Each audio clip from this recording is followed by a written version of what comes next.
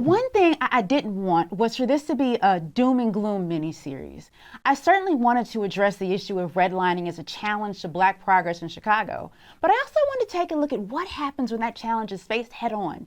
Is it possible, in an era post George Floyd's murder, where so many more Americans are keenly aware of the challenges facing Black Americans, to say, hey, while we're taking on police brutality and other systems that oppress Black people, let's not forget about redlining, and then actually say that and get tangible results on the issue? Well, today's special guest did exactly that. Before we talk about what he did, why he did it, and the progress he helped make, I should say that I'm Sylvia Snowden. I'm a very proud employee here at KNTV, and I'm thrilled to welcome to today's program Mr. Jamal Green. Hello, Jamal. Hello. Thank you so much for having me on your program again. I really appreciate it. So it is our great pleasure to have you because, as I said in the open, we really want to talk about what has been done, what can be done, not just, oh, woe is Black folks, but, what's being done to sort of push back and push the community forward. So we thank you for making the time. Yeah, no, I appreciate it. Well, let me first just say, not enough. And I think that, when we look at different federal policies and the CRA, Corporate Responsibility Act over the years, and how they've closed loopholes and made it to where these institutions can make it seem like they're investing back into the community when they're really not. We took some steps backwards, and I think that there's so much more that needs to be done. And I was just so happy to be a person that wanted to take action against the largest financial institution in the world, just to see what activism could make them do, to see how we can get them on a good moral compass. But I will say not enough, and more needs to be done. This is kind of where I want to go from here. In the aftermath of the murder of George Floyd, a lot of people took to the streets to protest police brutality. But you were one of the few people who took to a bank. Why? Yeah. Well, I've always, throughout the years, have been very active in the front lines of social justice causes, beginning with helping to lead the Laquan McDonald movement. So I knew how important it was to make sure that our voices were heard in civil disobedience, and folks stepped up and pushed for policies so that we can get some real accountability and steps towards justice for George Floyd family. But I then also looked at the communities and saw of the realities of our economic problem and how we're not progressing, and how we're being oppressed by financial institutions as well as our own government with our taxpayer dollars. And so being one who's always fought against the government and stood on the front line to try to bring forth resources in these neighborhoods, one area I had not focused on was going against financial institutions who are oppressing urban communities.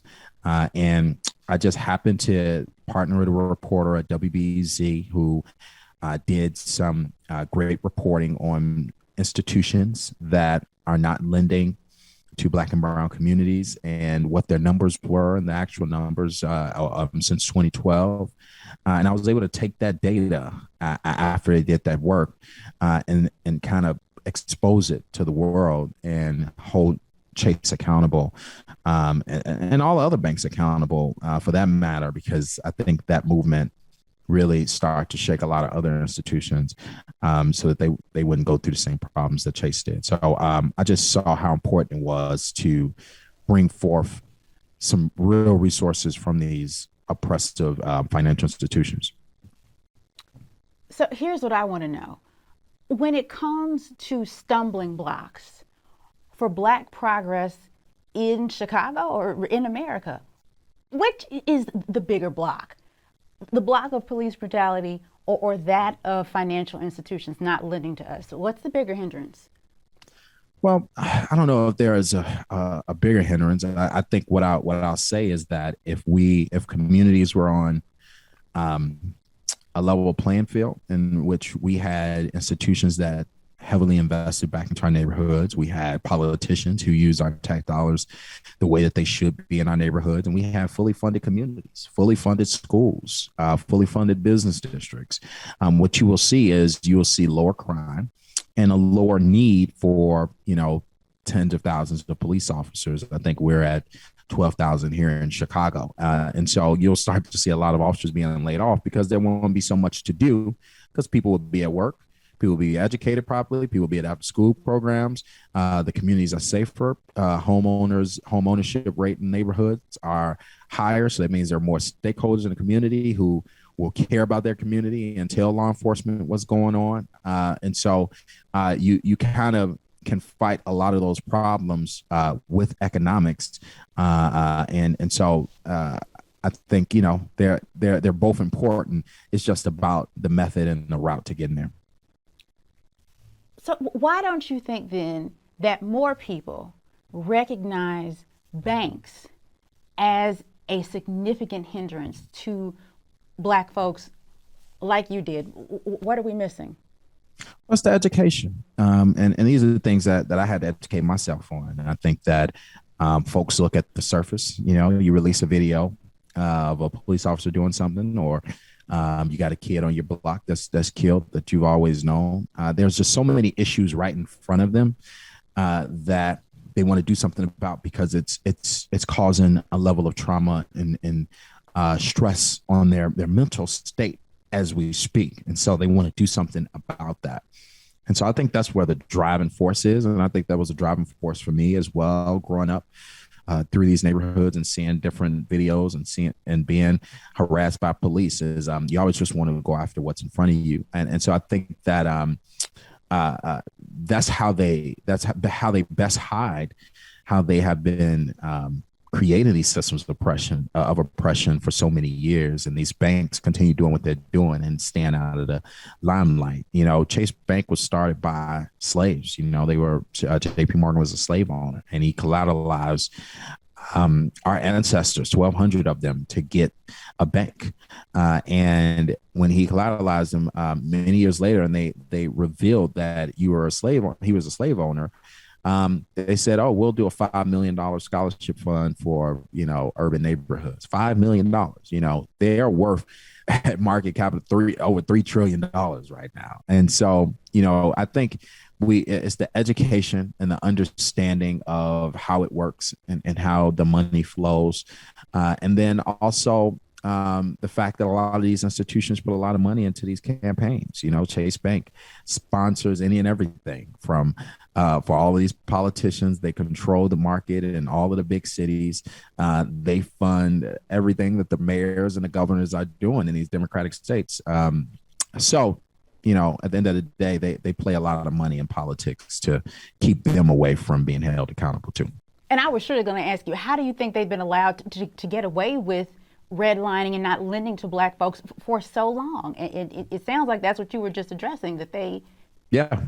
I mean, it's the politics. If they got if they're worth $3 trillion, they can put $100 million into patent campaign coffins, to sponsoring political events and political pieces that initiatives that different politicians want to move forward.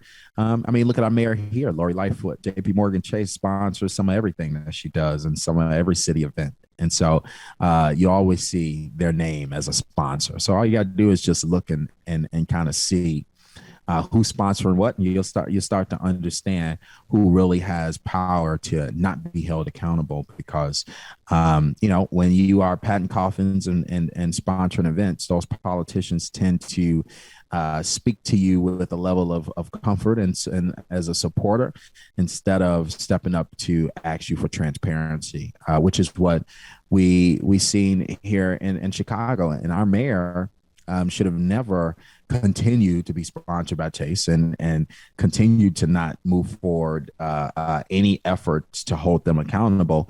But that's what money does. And so that's the power of money, and Chase has the most of it.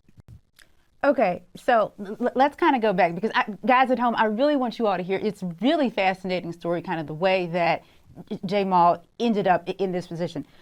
How did you, and I think you touched on it a little bit at the top, how did you first come to realize, these banks are really taking horrible advantage of Black people in Chicago? What happened? was some amazing work by WBZ and the City Bureau. They both came together and start to pull data and go to, I believe it was about 12 to 15 institutions and pull their records and talk about who's been lending where for the last since 2012. And so WBZ put out the article called Where Banks Don't Lend. And really going deep and talking about, hey, y'all need to look and see where all of this money is going. And who was last on the list? The biggest institution on the list. And so that is why I decided. Most folks ask, well, why you pick Chase? A lot of the banks are doing that, which is true, but Chase was the worst, and they control most of the market. So it made no sense to me. Chase has the most branches. Chase has the most contracts in this state for taxpayer dollars.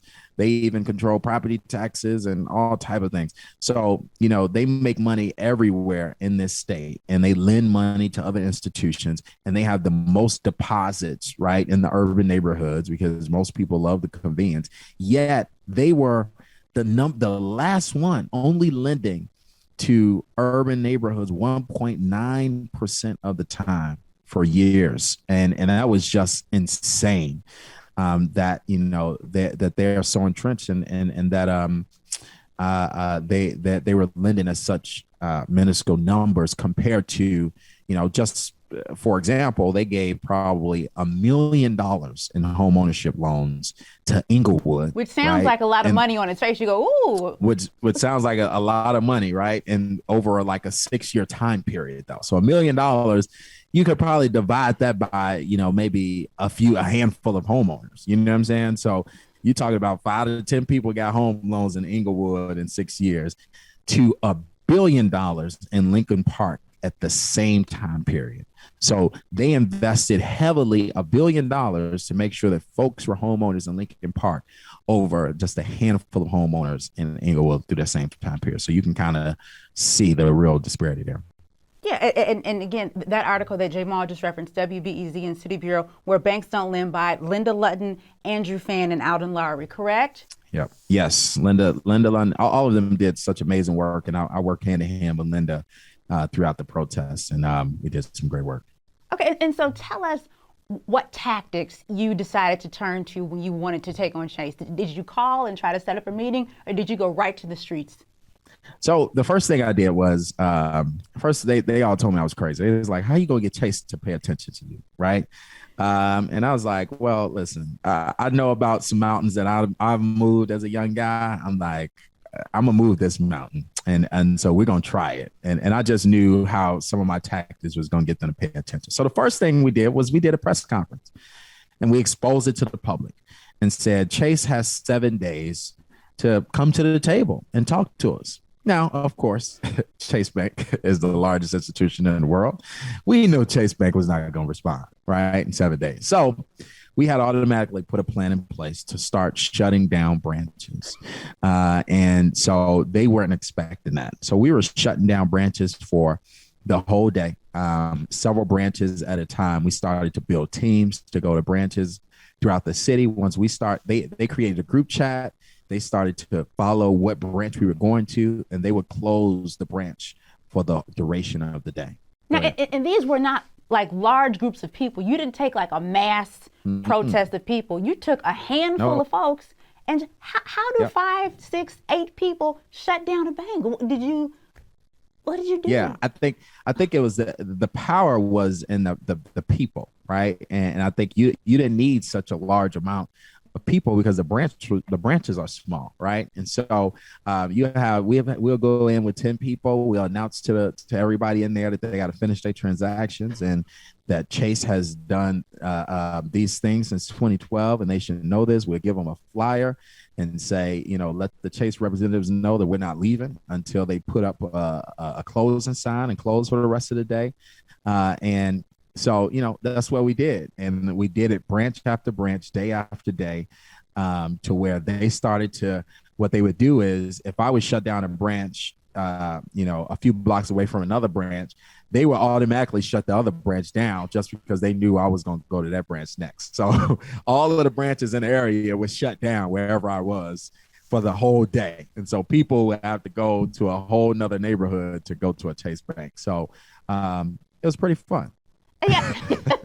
And you really did take this all over the city. I wrote down you went to Lincoln Park, Everywhere. the South Loop, the Near West Side, Back of the Yards, Inglewood, Ashford, Everywhere. Beverly, Bronzeville, Woodlawn, Chatham. You hit the entire city. I hit every park. I wanted to make sure that they knew that we would go everywhere. We went to Lincoln Park and they were shocked. Like we went in there, shut down a branch, and one police officer was in a police car out there, and he got out and was like, "All right, guys, y'all got to get out."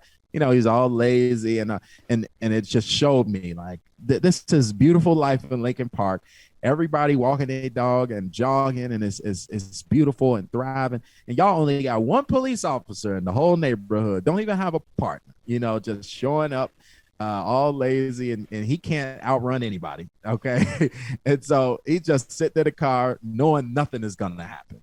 And so this was the situation we was really, and I brought all of the protesters out to really look at Lincoln Park. And while we were doing these, I was live and we were getting millions of views, you know, I mean, throughout, we've got millions of views throughout the whole ordeal.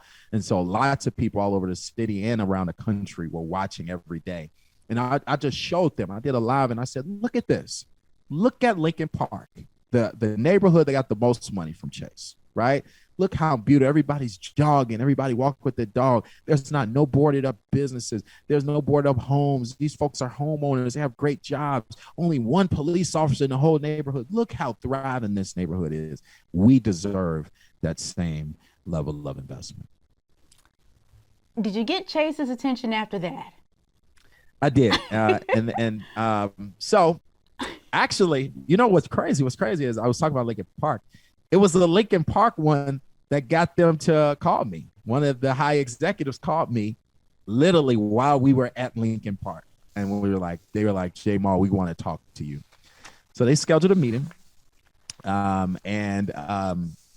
was a bunch of bull crap from their high up executives trying to, you know, and so that one didn't go well. Like I have all of the videos recorded. Like they tried to finesse you, or? Yeah, they tried to finesse us. And I was like, okay, well, we're going to continue our protesting. So they're like, well, it's going to take time. These things could take weeks or months. And I'm like, that's not good enough for me. So we kept protesting. I probably had another call. They called me on a conference call with, you know, these are high up executives under the CEO. And they begged me to stay out the branches. I told them it wasn't happening. We're going to continue shutting these branches down until y'all come to some type of tangibles. Show me that you guys are moving forward with some results. And then from there, they banned me from Chase and threatened to arrest me. So, and I want to make this clear too. Your tangible was a huge tangible. $1 billion. That's it. I want $1 billion. You want me to stop protesting these branches? I want $1 billion. Now, quite frankly, I could have. They could have.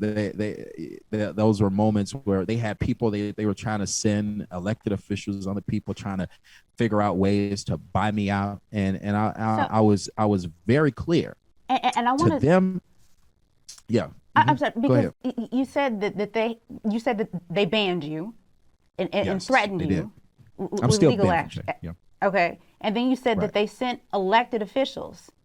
Yeah. They sent a high-ranking elected official who closed me in an office to tell me, you need to stop doing what you're doing. What do you want? And we will give it to you. And at the end of the day, I told her and Chase the same thing. I want $1 billion. I don't want anything from me.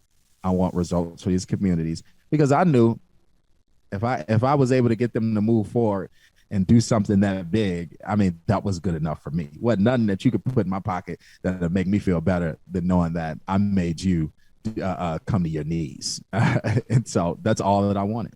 And we were able to do it. Okay, so, and I want to talk about what you were able to do. When you say you were able to do it, Chase did eventually commit to making an investment in Black neighborhoods. What did they agree to do? So Chase finally came to the table and moved forward a plan to do 600 million in home loans over the next 5 years. That has to be put into Black and brown communities, the ones that have been disinvested from.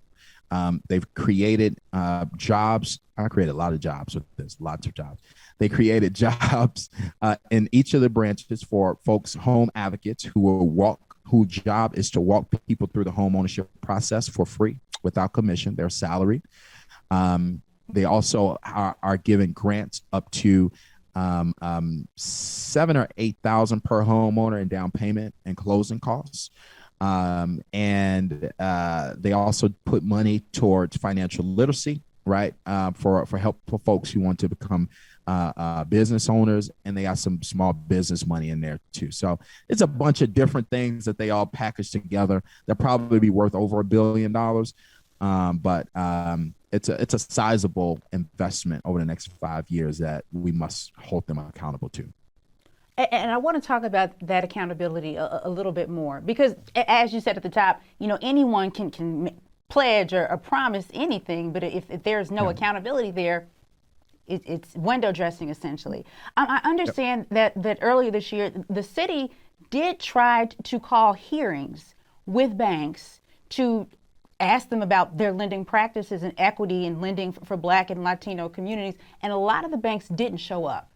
Does that signal to you that perhaps this is not as genuine as you'd like to see it be? Does that cause concern? No, I think that one of the things they did pass an ordinance. City Council passed an ordinance last year that basically banks are required to move forward data and how they're lending, and then that will then be a part of the requirement for the Department of Finance to move for taxpayer dollars and where they put their where they put our taxpayer dollars, basically. So if we got money in your institution, then you are required to show us how you're using that money, so that we get to decide if we want to utilize your institution or not. So that was the ordinance that was passed, that I supported last year, that came from really our movement.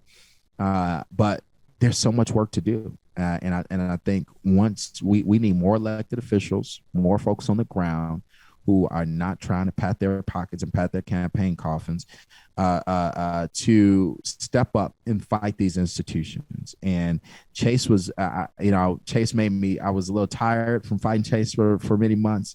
But, I would go after all of them. But what ended up happening was, Bank of America came out and said, they're doing 400 million and PNC doing 150. Everybody started coming out and during that movement saying all of the amounts of money that they're going to pledge. And so, but we have so much to do to hold them accountable, because we are essentially funding our own oppression. Where we are holding deposits in these institutions, paying fees because we can't meet the daily threshold that they set in the institutions like Chase, paying fees, and we're paying them to hold on to our money, but yet we can't get a loan, a home, a mortgage, an auto loan, a credit card, or nothing. And that is not how we should be banking with these banks. If you bank with an institution that you hold your money with, they should be able to service all of the loans that you need and be able to support you in any way that you need support. And so we're going to stay there for 2 seconds, because I want to touch on firstly the accountability thing that you just mentioned, in terms of who we need to be watching.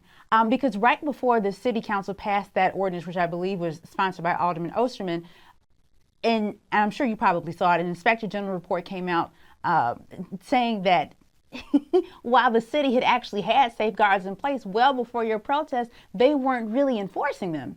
Nope. I know WBEZ did an article, a city watchdog says Chicago has failed to verify its banking partners are lending equitably. In fact, I'm going to read a little bit of this to viewers.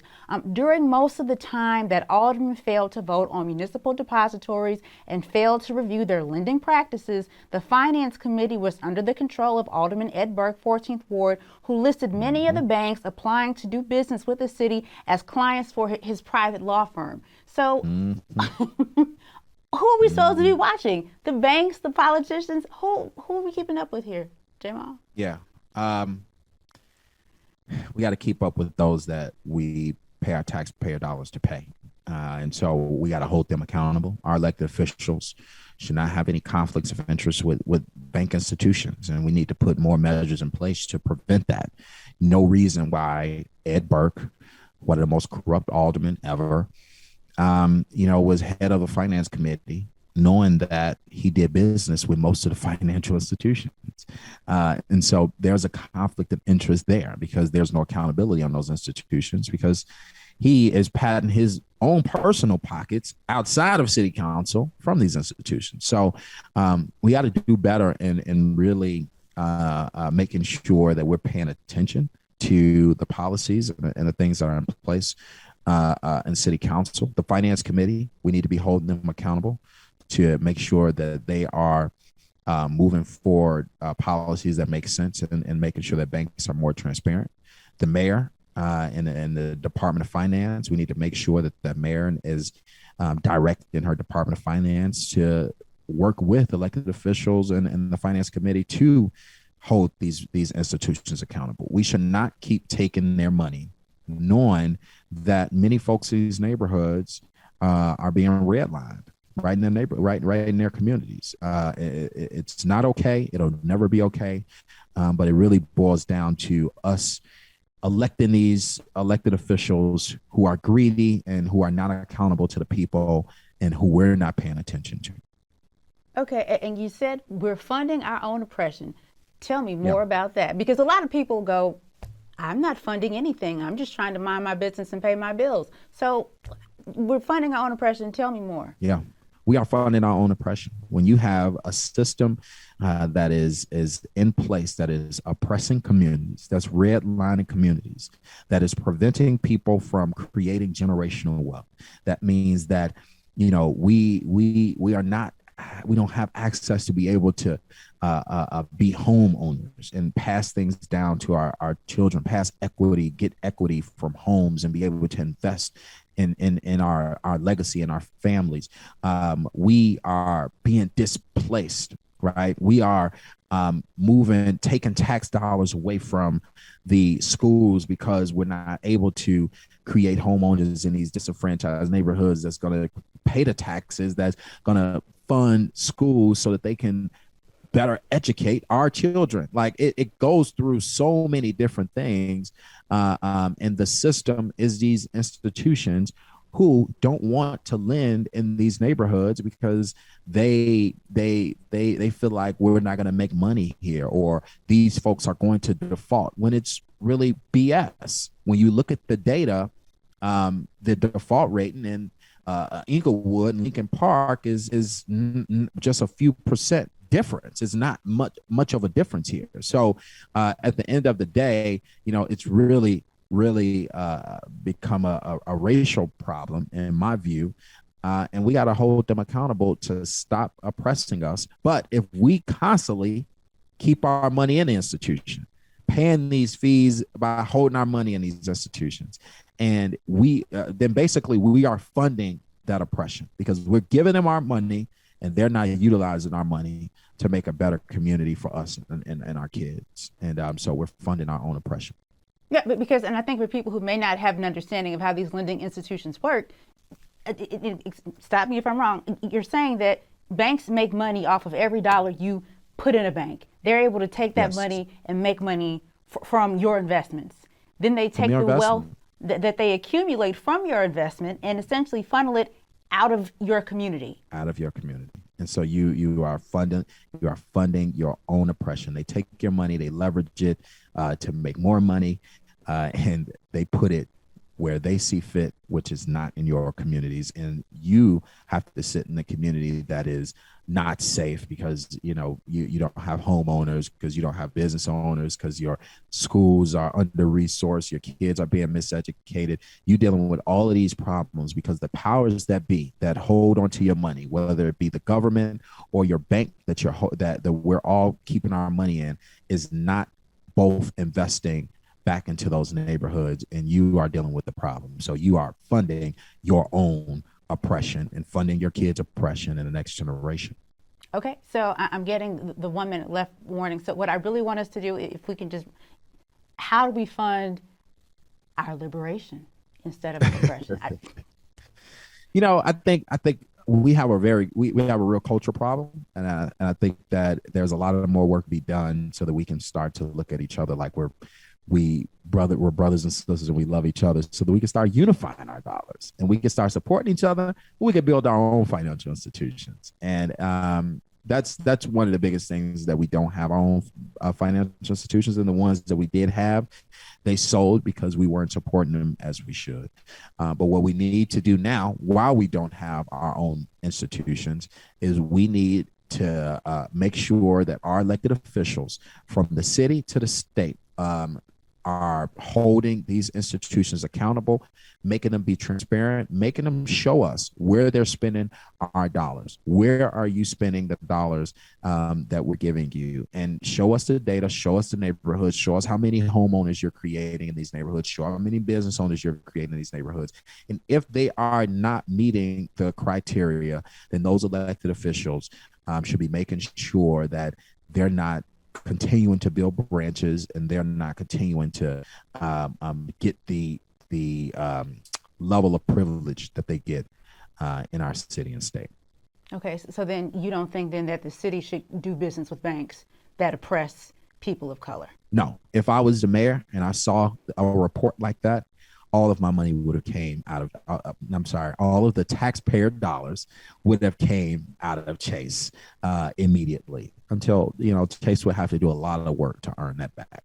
And what do you think it says that the city's money did not come out of those institutions immediately? That our mayor is owned by Chase Bank. Yeah. Well, with that, I'd like to thank everyone for watching today, and I have to thank our very special guest, Jamal Green, for coming and sort of sharing this journey he has been on with viewers, and sort of letting us know what else he thinks needs to happen to continue to eliminate redlining in Chicago. So again, Mr. Green, we thank you for your time and for sharing today. Thank you so much for having me. Anytime. Of course. And again, everyone at home, thank you for watching. This is Red Lines, Black Lives. Hang out. Continue to watch the series. There's a lot more information to come about the impact of redlining on Chicago's Black community. Have a fantastic rest of the day.